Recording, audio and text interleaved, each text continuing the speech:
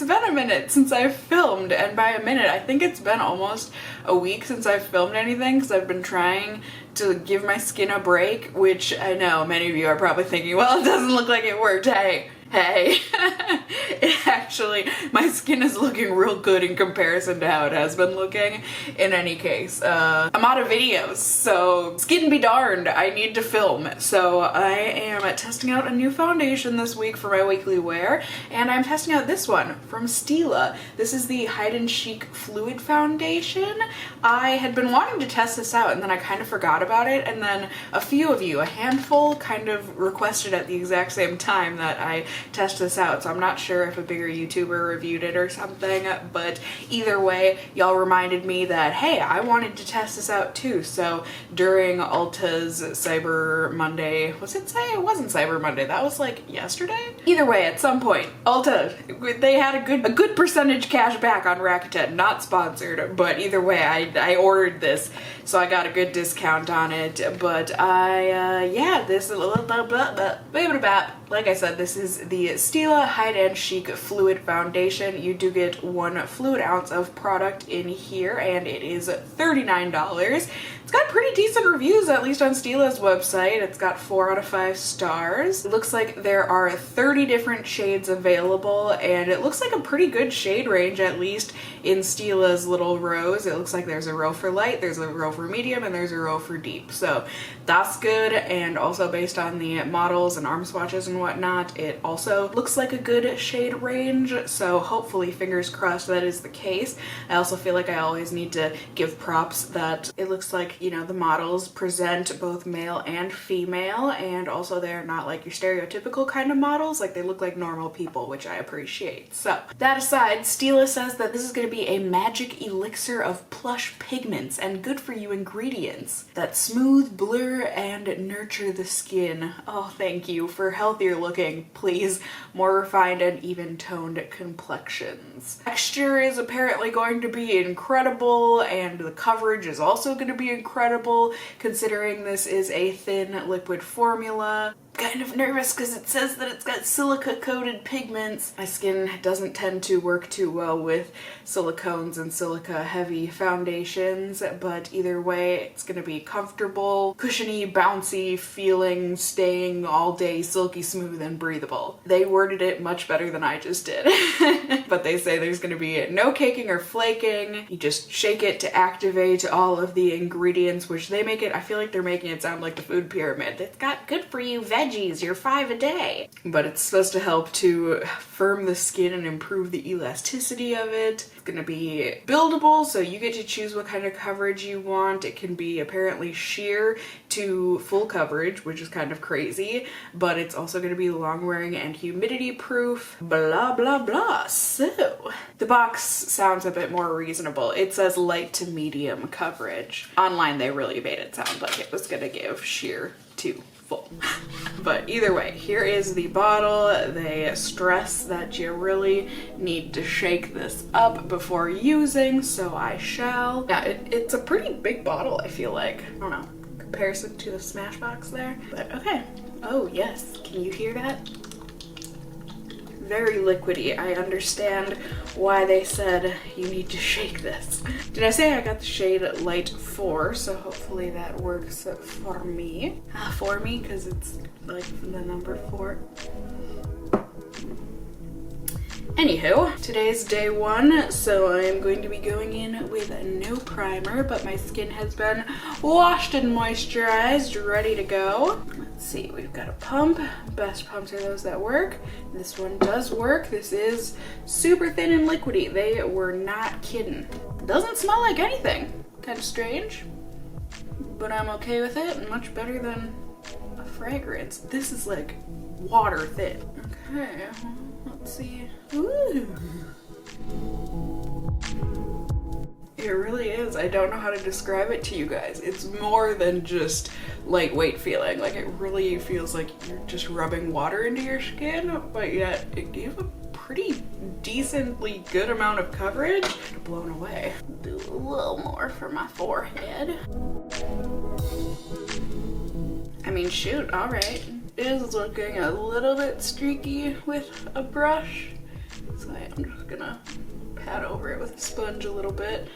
And it does look like it's making flaky bits stand out a bit on my skin, but we shall see if we can fix that with time. This is so runny. Okay, let's see straight off the bat what sponge looks like.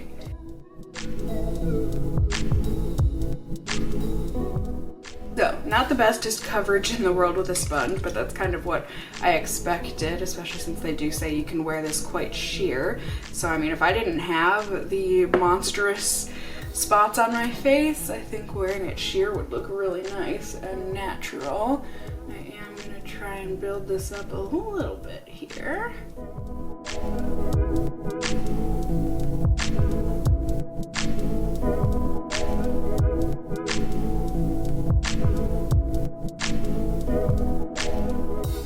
Right, so there you go. It seemed like it was able to build a bit. You know, I was able to take some of the redness away on my cheek here. Not completely, but you know, it is what it is. Overall, I do think the foundation looks nice. It looks pretty natural. Can't tell if it's oxidizing or maybe if it was just a bad shade match for me, but it is starting to look a little bit orange. And like I said, it is emphasizing a little bit of dry patches on my skin. It's got kind of a natural satin dewy finish. I am going to set it with powder to try and combat that. But yeah, otherwise, here you go. Here's how it looks, and I'm excited to keep on testing it. So I'm gonna get on with it, put on the rest of my makeup, and get on with my day, and then I will, well, I'll be checking in with you guys throughout the day. So I will see you all in just a second here. Ready? Ding! Hello everyone, good evening. It's not the end of the night, but I'm fading fast, and I wanna go to bed.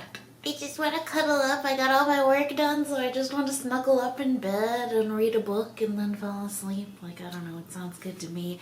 And I think I've tested this as much as I'm going to be testing it today. It's been about 7 hours here now. I mean, it feels good. I've just been, you know, cleaning up around my apartment today and running errands. Took Fig to the vet for his yearly shots. And overall, I feel pretty good. I'm surprised. It's a weird mixture of, it feels lightweight, but it also feels like if I touch my face, it's gonna wipe right off, but it also feels secure.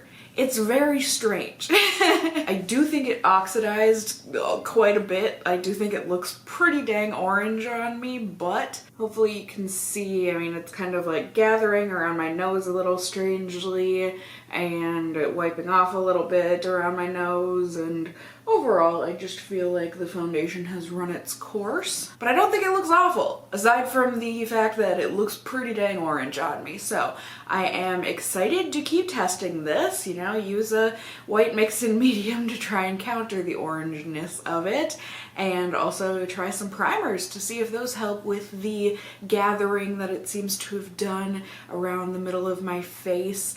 I'm surprisingly really not that oily either, so that's cool. And we shall see if my favorite primers will help to make it even less oily. So I will see you all in just a second here so that I can tell you all about it after more days of testing. Ready? Ding! All right, hello everyone. Welcome to the final day of testing and everything.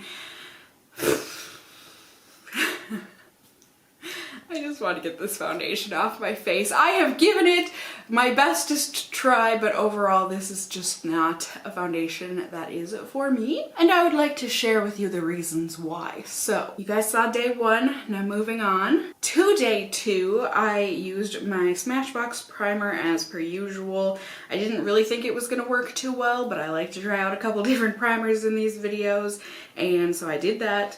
I also used my ColourPop concealer that I love to cover up a lot of my blemishes, and so then I would be able to use less of the Stila foundation. And also I went ahead and I used my NYX mix-in medium, the white mix-in medium, because the foundation oxidized so much on me, like so orange.